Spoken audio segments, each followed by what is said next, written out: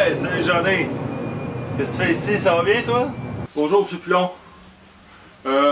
J'aimerais ça qu'on, si vous avez le temps, qu'on puisse parler du taux de change, parce que je commence à être un peu mélangé avec ça, parce que je suis allé acheter des dollars américains, parce que je m'en vais à Old Orchard là, avec mes garçons. Et puis, les gars achètent, disent c'est bon, taux de change qui monte, c'est pas bon. Puis là, en plus, ils disent qu'ils ont coupé une dizaine de jobs la fin de semaine, les jeunes à la shop, là. Puis ils disent c'est à cause du taux de change. Si on peut faire une petite capsule, parce que les gars, là, il n'y a personne qui comprend rien là-dedans, là. T'aurais dû m'appeler avant, Jean, je me serais préparé. Mais on peut faire une petite capsule, puis écoute, je vais te dire, pour l'essentiel, je pense que ça devrait faire la job pour tes chums de la shop, là, qui veulent comprendre plus quand est-ce que c'est bon, quand est-ce que ça l'est pas. Fait que, attends-moi juste 2 minutes, ok, je reviens. Écoute, Jean, le taux de change, ça peut être bon ou pas bon quand il monte ou il descend. Ça dépend du chapeau que tu portes dans la société. Comme toi, tu travailles dans une entreprise, je pense que vous importez du stock et vous le revendez, exemple, aux États-Unis. C'est que quand vous vendez un item 100$ US, ben, il y a une couple de mois, vous aviez 140$ canadiens pour ça, ou à peu près. Maintenant, le dollar canadien s'est renforcé. Vous avez juste 130$ canadiens. Ça coupe dans votre marge de profit. C'est ça qui fait qu'à un moment donné, ben, vous faites moins de profit. Vous avez de la misère à être concurrentiel avec d'autres entreprises pour vendre aux États. Puis il y a peut-être des compétiteurs américains qui vous ont grugé du marché. Puis là, ils sont obligés de couper des postes. C'est le genre de choses qui fait que le taux de change, tu es dans une situation où tu ne souhaites pas que le dollar canadien aille trop fort. Parce que c'est très bon pour l'exportation quand le dollar canadien il est faible. Tu comprends? Oui, c'est pas mal fun, c'est plus long pour les jeunes qui ont été mis à pied.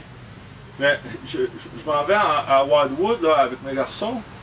Ils sont vraiment contents quand je leur ai annoncé ça. Et vous pensez-tu que c'est normal que... Moi, je suis allé acheter de l'argent américain. J'ai acheté 1000$ américains.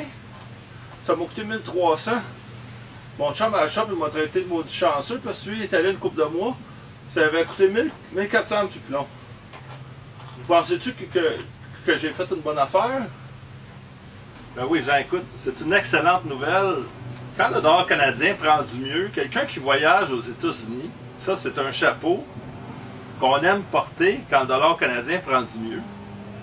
Parce que quand tu vas acheter tes dollars US, ça te coûte moins cher. Tu arrives aux États, tu peux dépenser plus que le voyage d'avant. C'est que, ben, il faut que tu comprennes aussi que le taux de change, c'est lié directement avec le prix du pétrole. Ça, il faut que tu rentres ça dans ta tête, mon Jean. Ça commence à être compliqué un petit peu. C'est pour ça que le gaz est tombé bas. Il est tombé en bas d'une pièce. Quand la pièce canadienne était vraiment basse, c'était en bas de 70 cents. Puis à un moment donné, le prix du pétrole était super cher il y a une couple d'années. Puis la pièce américaine, je pense que c'est une pièce canadienne, 1 pour 1, ou ces affaires-là qui disent. Fait que je pense qu'ils sont très chanceux, le monde qui voyageait dans ce temps-là. Je comprends pas trop là, que ça a rapport avec le prix du pétrole, mais je suis bien content d'avoir sauvé un peu d'argent pour aller à Wildwood avec mes garçons. Écoute, Jean, on n'embarquera pas là-dedans, c'est un sujet très complexe. C'est toujours un sujet, c'est toujours une question d'offre et de demande.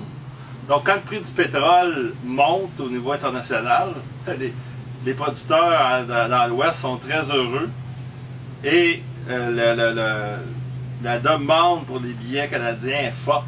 Donc, ça crée des pressions à la hausse pour le dollar canadien. Parce qu'on est très dépendant du prix du pétrole. C'est directement lié. Il y a une corrélation, on appelle ça une corrélation en économie. Le prix du pétrole et le dollar, le taux de change, ça se suit presque parfaitement. C'est que c'est comme ça, pose-toi pas trop de questions. Mais en attendant, profite-en que ça te coûte un peu moins cher pour aller aux États avec tes garçons.